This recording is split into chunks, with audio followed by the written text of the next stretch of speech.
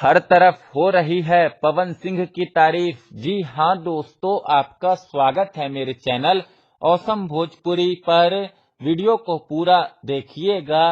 Video पसंद आए तो वीडियो को लाइक और चैनल को सब्सक्राइब कीजिएगा। दोस्तों, पिछले 2-3 दिनों से पवन सिंह की खूब चर्चाएं हो रही है।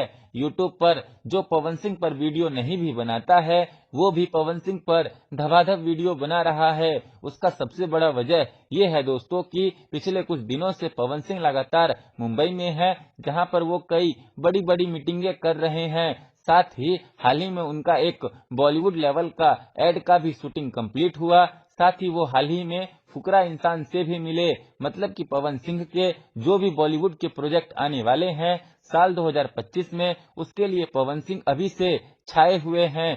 साथ ही साथ उनके मैनेजमेंट की भी खूब तारीफ हो रही है। यूट्यूब पर, सोशल मीडिया पर लगभग सभी यूट्यूबर भाइयों का कहना है कि इस साल पवन सिंह के कम गाने आए, पर जितने भी गाने आए उनमें से अधिकतर गाने हिट रहे।